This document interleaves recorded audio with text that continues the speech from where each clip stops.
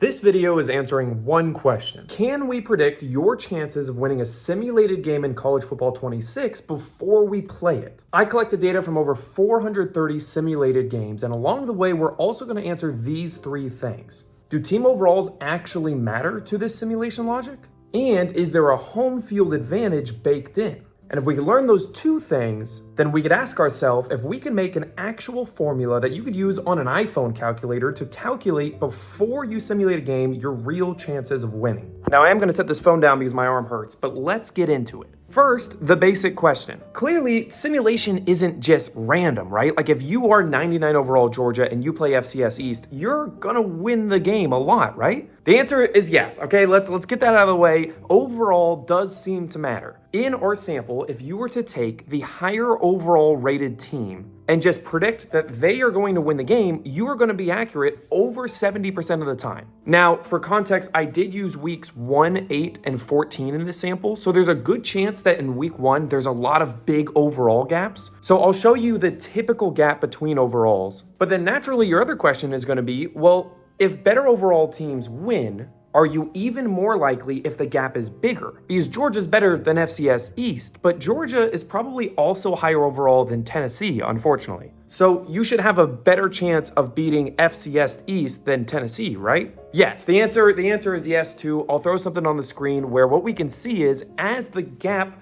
between the two teams overall gets larger, so does the likelihood that the better team in terms of overall will win that game. So I know that this is all like a bare minimum, but it's good to confirm that EA is using this the way we would expect. But the thing that I went back and forth on is, what about a home field advantage? We know that home field advantages exist in real life enough for Vegas to move the spreads of NFL games by a couple points. And we also know that playing with stadium pulse when you're on the road sucks. So does home field advantage exist when you simulate a game? Well, this is the worst thing to try and do on social media, but this has some nuance. Because yes, in our sample data, when you compare two teams, same gap in overall, but the better team is at home versus on the road, that better team is more likely to win when they are at home. In fact, I'll show you a couple examples of when the better team is 1 overall better and at home versus on the road, and when they're 10 overall better and at home versus on the road, and the predicted chances of winning. But if I had a coin and I flipped it 3 times and I got heads all 3 times, I can't really say that I am very confident that in the long run, I'm gonna get way more heads than tails. So what we're ideally looking for is this concept of statistical significance, which means that we are confident that these results, these extreme of a results on one direction,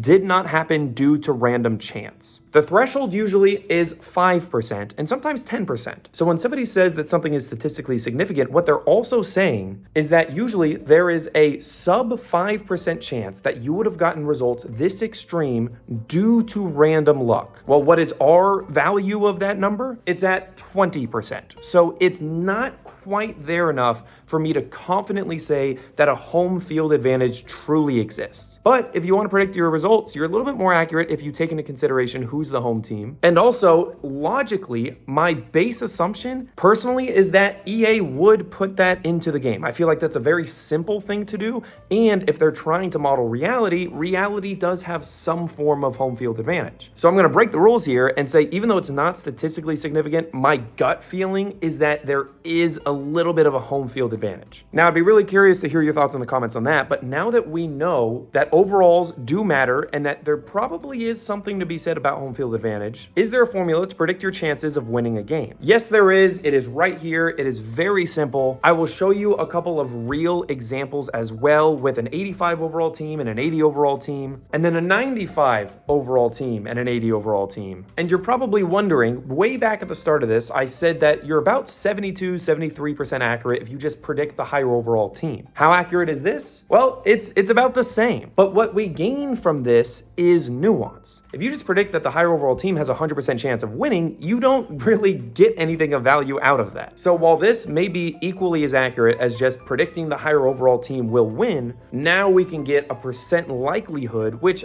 I think is pretty cool. This was super fun to make. Hopefully this was fun to watch. And if you want to see more videos like this, let me know what other things you want me to test in College Football 26. Until then, I'll go find my tripod. I'll see you next time. Peace out.